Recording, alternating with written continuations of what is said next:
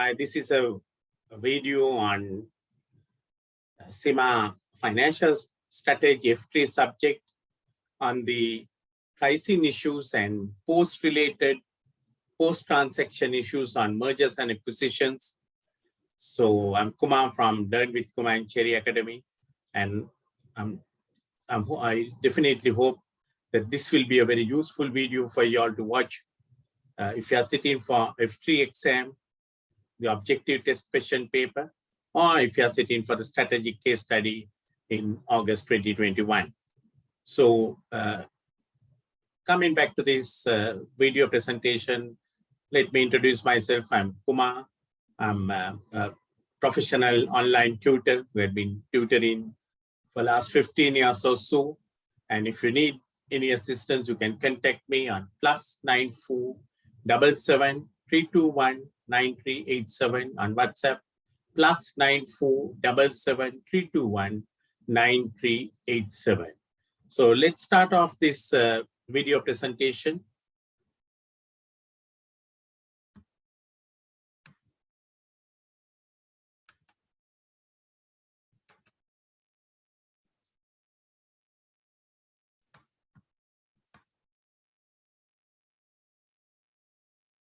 So as I said, it's all about pricing issues and post-transaction issues.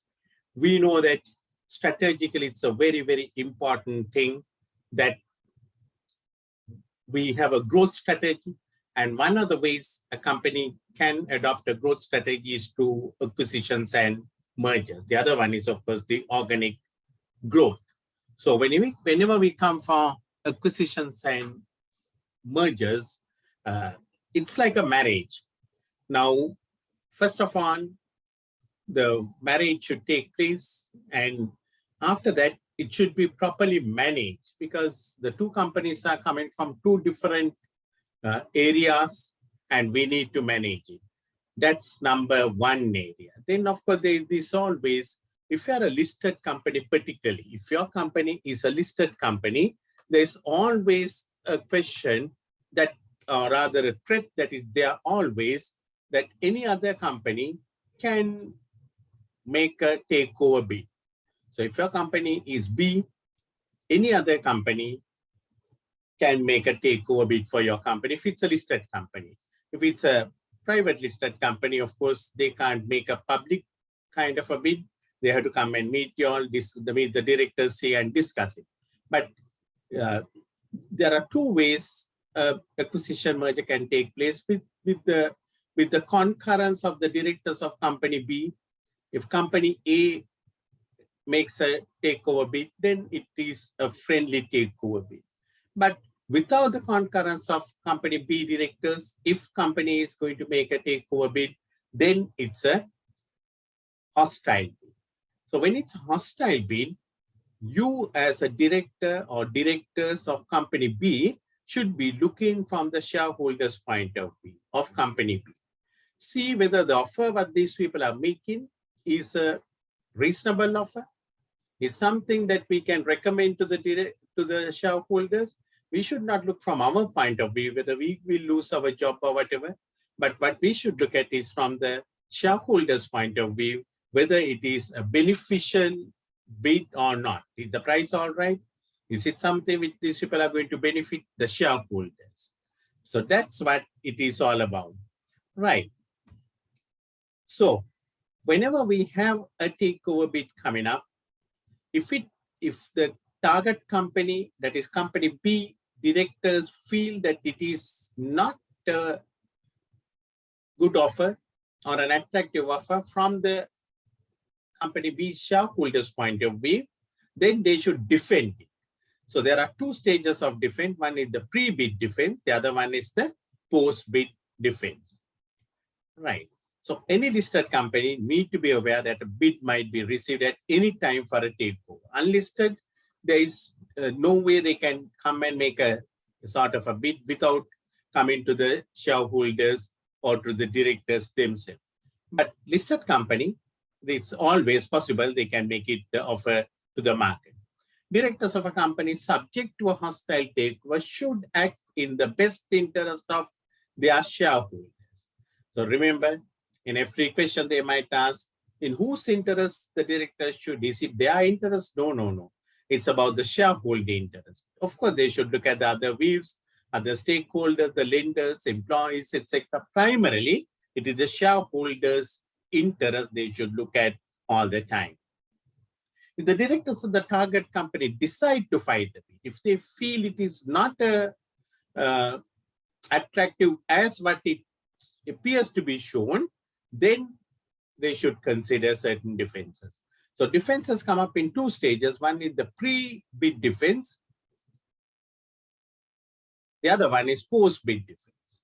So if we know that some other company is going to make offer, before they make the offer or before they make the bid, you can have certain pre-defenses bid. So what are the pre-defenses bid? One is to communicate effectively with your shareholders and maybe with the media and the journalists, and, speak to them and say that, that the price for because we don't know the price at that time, but we can communicate and say how strong our company is, the company B, how strong they are. And, we can defend it, saying that it has more value than what it is shown in the face of the market. Pre-value your non-current assets, because sometimes the asset has a very big implication in your business valuation. And sometimes, according to our accounting convention, we have valued our assets appearing at historical cost, which means cost minus accumulated depreciation, which will not reflect the true value of the asset. So one doing a analysis on the statement of financial position might say net asset per share is $15. These people are offering $17. Why not? But actually, the value of the assets are not $15 because it's appearing at historical cost. The moment you revalue it, it might go up to 25, 26. So make those things aware to the present shareholders that your asset values are not what the book is telling. Failing that, we can adopt what we call a poison pill approach. Basically, we make the company A is interested in buying company B, but we make it so unattractive to company A by doing certain things like signing a covenant with the B bankers, which will effectively prevent a sort of company A wanting what they want to do, transferring of money, or because the people take the companies for many reasons. One is the cash takeover, and it may be that they can restrict the dividends so that the company A might find, oh my goodness, after taking the company B, that they are subject to certain dividend restraints because the earlier directors have signed, because it's a company. The company has a separate legal entity status, or maybe these people can give some share warrants or something like that. So even if these people sell their shares, they do have some additional rights for warrants, etc. And all that kind of thing can make these people poison, and they might withdraw from making the offer. And another way what you can look at is, generally we know when we have 50% control, 50% voting rights or 50% plus, you have the control, but you can change the articles and say you require a super majority, saying that you need 80% to control to take over for a takeover. Because acquiring 50%, maybe it's all right. Maybe you can get 50% of the people to sell their shares, but getting 80% may be difficult. So you make it more difficult for company A, and that may sort of distract them from making the offer. They might get out of the scene.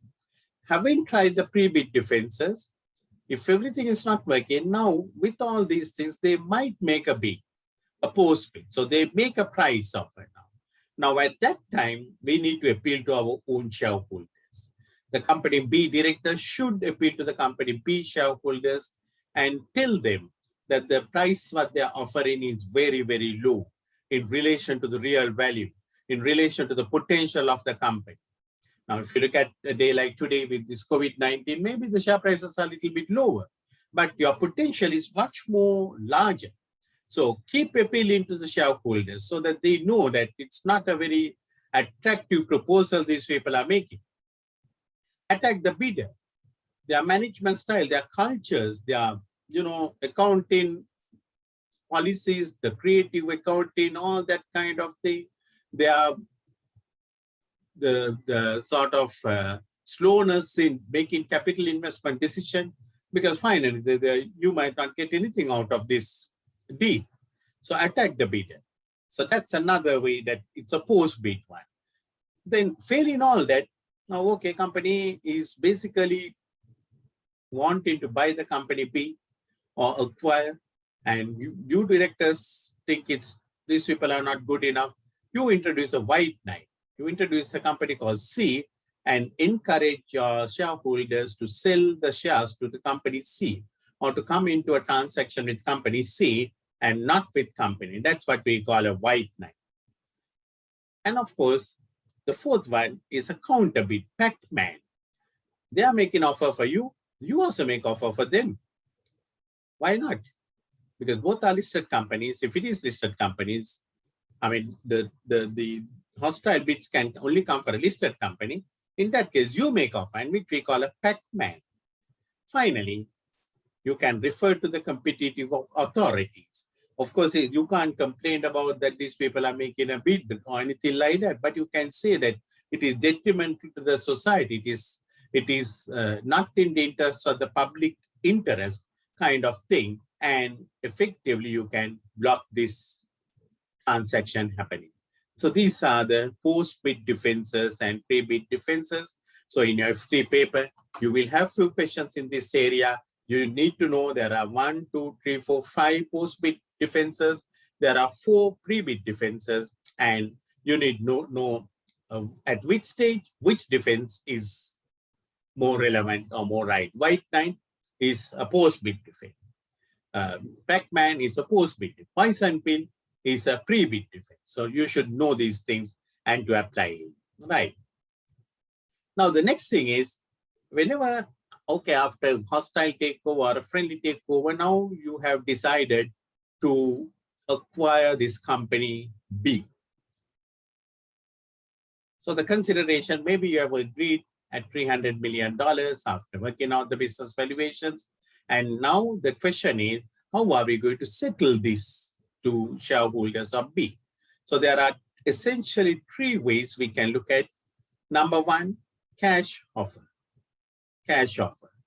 So we look at we do a valuation, or maybe there's already a valuation if it's a listed company, and adding a sort of a premium, we make an offer and we pay the cash to the shareholders, and the shareholders will take cash and go home.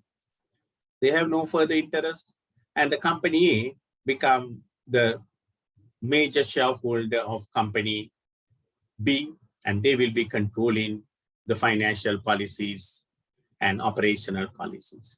The other one is where you can make a share-to-share offer. Share-to-share offer.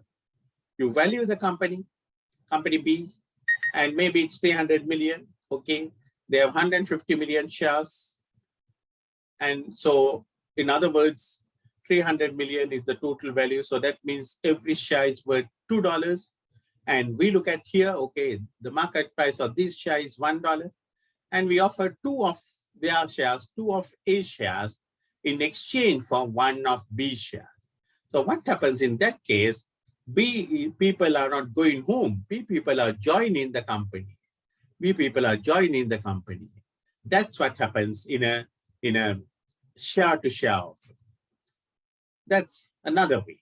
Third one is what we call earn-out arrangement. So what is an earn-out arrangement? Earn-out arrangement. Now, you have decided, or maybe these people have come and discussed with you, and both parties have decided, okay, let's go for a merger or a takeover. Right. So then the company B, the director, the senior management, they are basically saying that, we can do many things in this company. Only thing we are either lack of money or whatever. So the company says, okay, we can give you all that. We will give you the support. We want you to show, because, company A can't just take company B and send all these senior managers home and manage it. So they want the senior managers and maybe even the board of directors, at least some of the board of directors, stay there, show the performance. So they will say, okay, we will give you 200 million today, balance 100 million, we will give you after 3 years, once you prove your performance. We are telling now, we can do this thing, we can do that and all that, provided there's money and all that. Okay, we'll give you money. Do it and show us the scenario, and then we will pay the balance. If you don't show it, sorry, we will only pay you 200. So that's what we call an earn-out arrangement, or what we call a conditional buyout. It can be any combination also. It can be cash, share to share, earn-out, all those combinations also possible, that what you can work it out, right? So there are 3 forms of consideration, as I said: cash offer, share offer, and earn-out arrangement. So each of these things we will look at now. When it's a cash offer, ideally, if you are going for a small acquisition, if the target, the bidding company has money, they can pay and do it. So it's a fixed amount of cash per share. So for a small scale acquisition, you can do that one and pay the money. But if it's a large scale acquisition, a big acquisition, you might not have enough money to pay like that. What are the advantages? It can be achieved quickly and at low cost, because cash deal, once you decide on the price, transaction can go through, no negotiations. Once the price is decided. Target company shareholders have certainty about the bid value. They know that exactly they are going to get 300 million into their hand.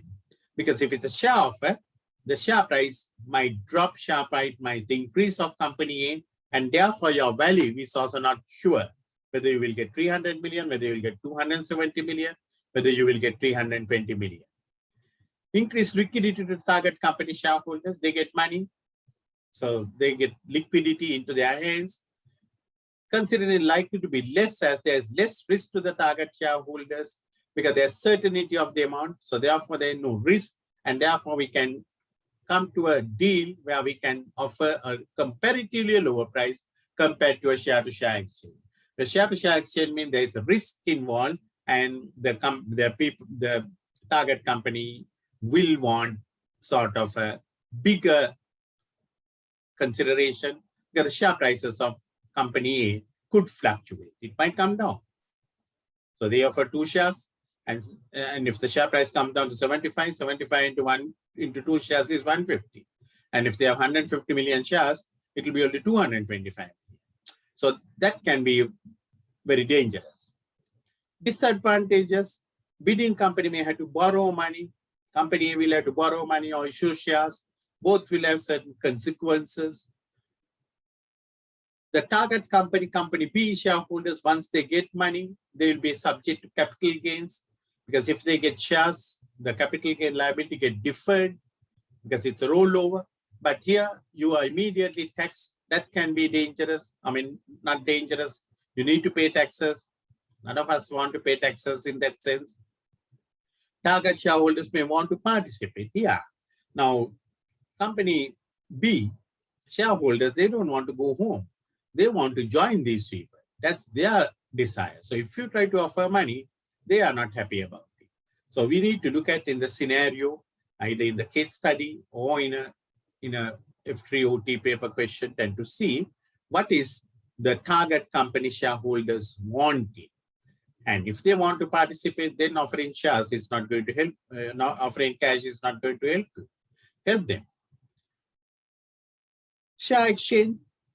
So here what happens is we issue shares, the bidding company will issue shares to the target company, and they will give shares. And what happens is, in turn, they become shareholders of company A now.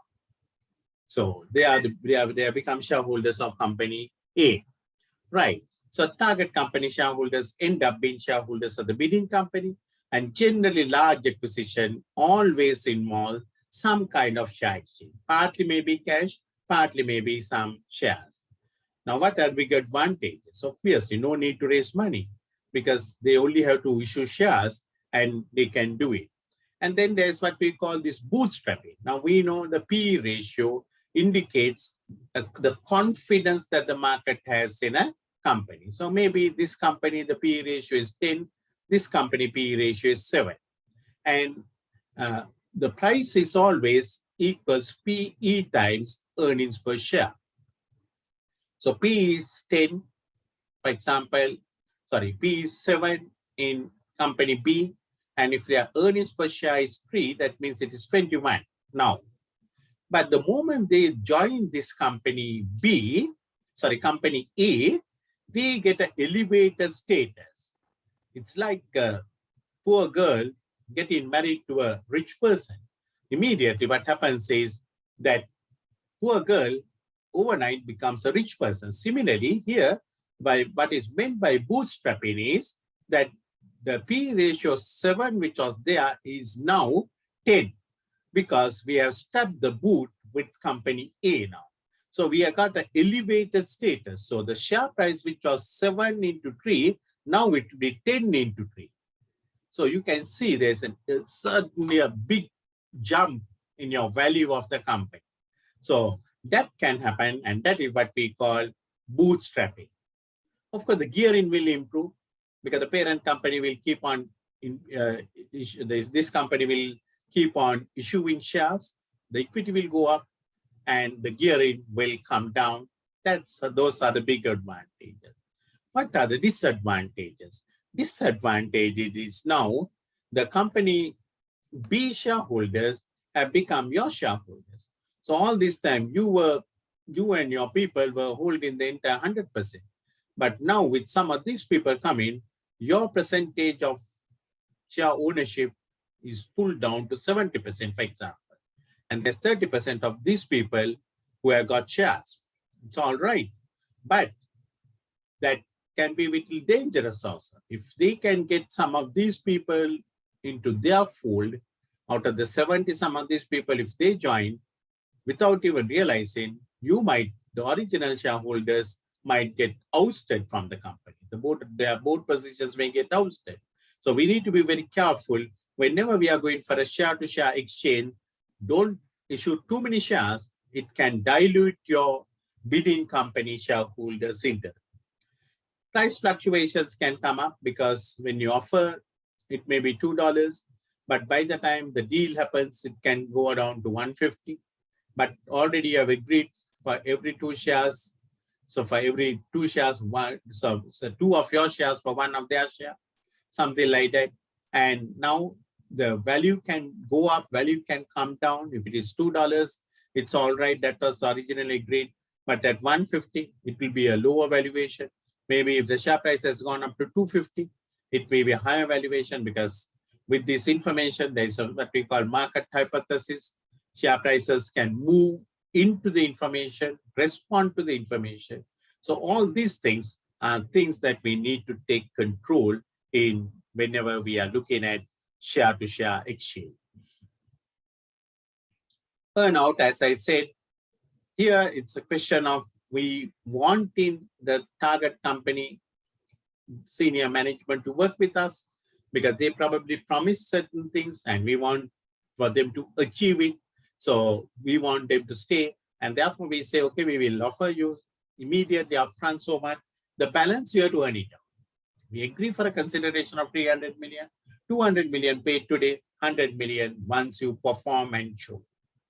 So it will give some kind of a security for the company A people because they know that these people are going to work with them, and with that they will earn, or rather they will get the value what they have thought to be the value for the company.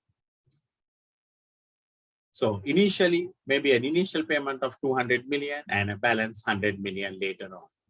So only the balance will be paid only if those targets are achieved. But there are some limitations. It will work well if both the companies have very genuine intentions to work together and sort of, it works out on a common core, common unity kind of scenario. But many things can change after you take over. The environment itself, for example, look at today, the COVID-19 can come up and what you plan, we may not be able to do it. And then finally, these people may not get that 100 million because the certain circumstances have happened, the certain environment have changed, and the business plans could change. Sometimes, once these people take control, they can be very, very aggressive, sort of basically not allowing these people to do what they want to do and to perform. They can block their various facilities, etc., so that deliberately they will not be able to get that extra 100 million. Outside factors can have an impact upon your ability to achieve that earn-out targets. So whenever, if you are the seller, you should negotiate with the company A very carefully, taking into account all these issues. You should know that these people can block us, and therefore try and get as much as possible upfront. Don't wait for these big earn-out arrangements because it may not work out. After these people take over, people are not the same before the marriage and after the marriage. So after the marriage, they will take control and they'll say, no, we don't give you this thing. We are not going to give you this bank loan facility. We are not going to allow your employees to have your own quarters, that kind of thing. They have to. So there's some of the employees will leave. They'll say, no, we can't give you the company, our products at the same price. We have to increase. So the customers might leave, and then you might not be able to achieve those things. So if you are going for a earn-out arrangement, the company B directors should very carefully negotiate the deal with company A. So whenever we talk about consideration, as I said, we have to look at if it's a cash-to-cash offer or an earn-out arrangement or to share. So we have to look at what do the target company shareholders want. Do they want money? In that case, you pay cash. But if they want to join your company, paying cash is not the solution. Then it may be share-to-share. Or recently I saw in one of the questions where they have put not shares because these people, the directors or the shareholders of A, they don't want their position to get diluted. So you can issue loan notes. So they can participate, but they don't have the participatory rights. They don't have, but they can enjoy the interest and all that kind of thing. That way you can do it. So you have to look at the position of the target company shareholder, position of the bidding company shareholders. Are they willing to give a share in the company? That we need to look at. Impact on the financial statements on the bidding company. If you go for large share issue, your earnings per share might come down. On the other hand, if you go for cash, you might have to borrow money. Your gearing can go up. So you need to look at everything from that angle. How to finance a cash offer? If you want to go for a cash offer, obviously, if we have large cash resources, you can use that one. Because no company should keep just cash. Either they should be reinvested or they should be paid back to the shareholders in form of a dividend, one-off dividend, or as a share repurchase scheme. Or you can issue debt and collect money. Then, of course, the gearing can go up. Of course, there's big advantage of issuing debt because you can claim the finance charges against the tax payments, against the tax liability. But it will increase the gearing. Rights issue, we can issue shares to the existing shareholders, but the earnings per share can drop. And another thing that we need to be mindful is whenever we are working out number calculations, etc., or strategically, company A, okay, they have agreed with company B on a 300 million consideration, but company B has already got some loans. And the covenant that the company B has signed with their bankers, they have got 150 million loan. The company B bankers, they have signed an agreement, and that covenant says in the event the present set of directors are leaving or if they are selling the company, that they do need to settle this 150 million. So if we are the finance manager of a company, you need to find 300 million to the shareholders plus another 150 million to the lenders. So your financial commitment is 450. If you go with 300, you can't do the deal. So you need to be aware. So in your OT questions, you need to look at very carefully whether if you have to pay those loans, in that case, we need additional money. If we can sort of go without paying the loans, then no issue at all. Right. So in many instances, target companies' covenants may say that in the event the company is sold, they should resettle. In that situation, the bidding company need additional funds to settle these debts. So 300 plus 150 you need to find. Now, most importantly, the post-merger process. Once we marry, only the problems start, because we are coming from two different cultures, two different backgrounds, two different styles of living. Same with the businesses also. Two separate business, different cultures, all that. So we need to manage that post-merger process. But to do that one, we need to do that kind of planning before the integration. So most mergers fail due to poor planning, lack of information to guide the post-integration plan. Before marriage, we must have our post-marriage plans, the process well defined, well understood by both parties concerned. When we don't have this, it fails. This is what happening in most of the business mergers. So our management guru Drucker has given us some golden rules. Number one, if you're going for an acquisition or a merger, there has to be a common core of unity that can be shared by the two entities. I mean, there has to be something common. Just don't take another company for the sake of buying. Let's see how we can manage it with a common core unity. We should be sharing technology or markets. It's so essential. It should be not totally, completely outside something. It should bring some synergistic effect to company A. Otherwise, don't go for it. Bidding company should always think of what they can offer for the target company. Now, generally, we are looking always from the company A's point of view. We must see what can we offer to these fellows. What can we tell their employees? What can we tell their customers? After takeover, what's the new benefit they are going to get? So we should know that one. Bidding companies should respect the target. Now, most of the time what happens is these companies after takeover, they don't care for these employees. They don't care for this product. They don't care for their customers. They treat them as sort of something inferior. That's not going to work it out. Then what will happen? Your customers will just disappear. Your employees will just disappear. And you will fail. So we must respect the products. We must respect the customers. We must respect the employees. That's what we should do. This is where we fail in most of the time. At least after 1 year, the company should, bidding company, the company should provide top skill management to the target company. I mean, they must bring good people and manage this company so well so that the people know that, okay, that we have a future in this company. And 1 year, they must provide cross-entity promotions. The deputy CFO here could be promoted as CFO here. Deputy HR here could be promoted as HR here. Cross promotions so that, you know, you become one family. You are no longer we and they. We are all together, one family. It is so important that we work on one vision, one mission once the takeover takes place. Otherwise, it will be always your people, our people. That's not good.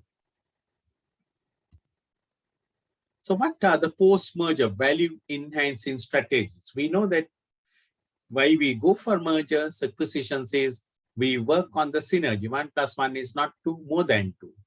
So post-merger value-enhancing strategies, we should have these things in place. It should be there well before the acquisition.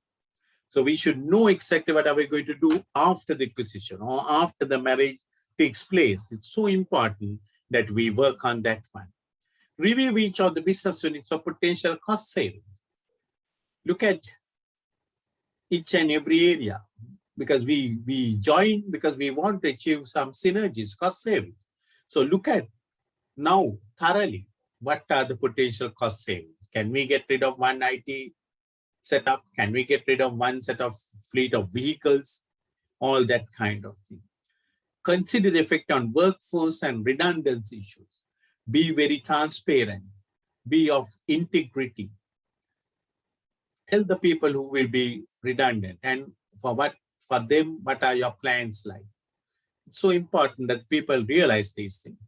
Risk diversification may reduce the cost of capital and increase the value of entity. Even though sometimes we say diversification is arguable reason, we know diversification will make risk reduction. When the risk is reduced, the cost of capital will get reduced. And when the cost of capital gets reduced, the value of business increases, because there's inverse relationship between cost of capital and the value of business. Lower the cost of capital, higher the value of business.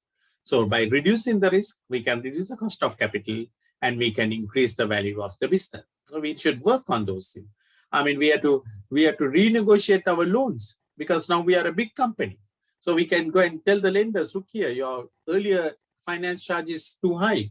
We want it reduced. So when the cost of capital gets reduced, your value gets increased.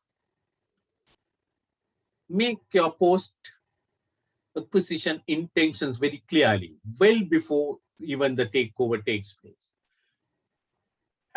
Do a good due diligence, and having done that one, once you decide, make it very clear intentions, transparent, very clear kind of instruction should go. Reevaluate the cost of capital now, because our business risk could have got changed, our gearing financial risk could have got changed. So we have to do beta gearing, beta ungearing, and reevaluate our cost of capital, because our cost of capital may have increased, may have got reduced. Hopefully it has got reduced because of the synergies and all that. So we have to reevaluate so that we know our new cost of capital, so that our new cost of capital is, which was earlier 12, now it is 10. So we can do more bigger projects. These are kind of value enhancing strategies we need to work it out. Remember, it is the investments that will create value for the company. Identify various economies of scales, work on those very hard. It won't just come up. Synergy is not automatic. You need to work hard on that one.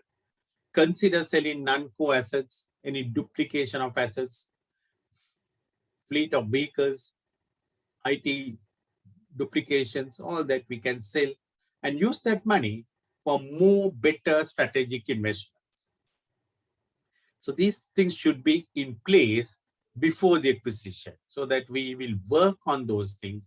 Otherwise, after the acquisition, everyone will sleep, nothing will happen. There may be need to pursue a more aggressive marketing strategy. Now, before you took over the company, your market share was 30%, and these people had 25%. Now, both the companies together, it is 55%. So when it is 55%, your marketing strategy, what you had for 30%, is not good enough. You need to have a very advanced marketing strategy, a better, more aggressive one to cater for the entire 55%. So your marketing strategies need to change. The old strategy of just trying to capture 30% is no longer good enough. Now these are common sense matters. Unfortunately, sometimes at top professional level, we don't use common sense, and it creates unwanted burden for many people. Risk of acquisition need to be evaluated, because whenever we go for an acquisition, we know there's a risk. We need to evaluate, work through the suitability, acceptability, feasibility model, Johnston Schools and Whittington, and find out whether this is a right thing for us to go for, and work through that one. So these are the things that you need to work it through. Harmonization of corporate objectives. One vision, one mission, one value statement should be in place. So these are so important. You have to look at the impact on ratios. What is going to happen to your earnings per share? What's going to happen to your PE ratio? What's going to happen to your gearing? Everything needs to be looked at very carefully. It is essential that financial and operational, they should be in good shape as possible to ensure that a good price can be obtained for them. some of these assets we need to sell it. Now, for example, after taking over the company B, we might find that this part of the subsidiary or that part of that component can be sold out. But if it is just sold like this, you can get only 50 million. Maybe that you have to spend a little bit more money. You spend another 25 million. Then you can get 100 million. So do you want to sell it for 50 million or spend another 25 million and get 100 million? So these are the decisions strategically we have to take, how much money we should spend to upgrade it, to bring it into a sellable form. I mean, if you're selling a house, we don't just sell like as it is. We do some repairs, renovations, and then we get a value enhanced. So these things, again, with common sense, we need to do it. So I'm referring to our strategic case study of August 2021 also. If you're thinking of divesting some of the airports, we particularly have 6 airports with our field. One is an unhumped airport. Maybe we want to sell that one. If it is the situation, we need to see before we sell how much we should spend to make that value enhanced so that we can get a bigger price than otherwise we would have got as it is. As finance manager, we need to be smart. We need to be adding value to the company. That's what we should be looking all the time. So whenever we are answering this strategic question paper F3 or P3 or for E3 for that matter, we should think like that. We should think out of box and try to work it out. So once again, I'm Kumar here, and this is from Learn with Kumar and Cherry Academy. If you all want any information, you can contact me at any time. +94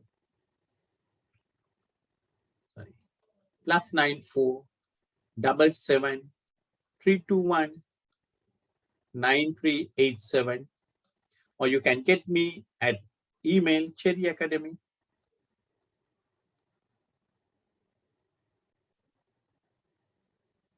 lk@gmail.com.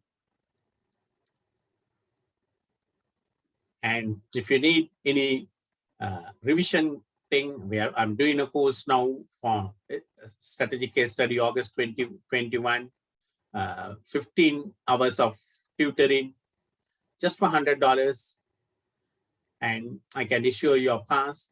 But if you're looking for individual tuition, again, I can offer it to Zoom with all mocks done, all theory done at very affordable rates, whether it's OT papers or case studies. My services are available for you all. If it's not a question of money, even if you have some clarifications, please contact me. I will try to help as much as possible, because with my experience and my knowledge, I think it's my duty to help the younger generation or the new CGMA generation. So impact on post-acquisition share price, we need to look at the P ratio, because the P price equals PE times earnings per share. So we have to look at the earnings per share. We have to look at the PE ratio, the market confidence, what's going to happen, because we need to look at market hypothesis, semi-strong, strong, and weak. So you need to work out on all those things to get the right pricing. So thanks a lot once again. I'm Kumar, wanting to thank you all for this watching this video. Just a second for me. Right. So if you all need any more information, please contact me on 9477 321 9387 or Cherry Academy, CHERRYACADEMY@gmail.com. Any queries, whether it's F3, P3, E3, or case study, I will try to help you as much as possible. These are your final steps in your CIMA career. I mean, not in CIMA career, as a career as a student. Try and put your very best. Commit some time. Do your exams well, and I'm sure you will do very well. So I wish every one of you good luck.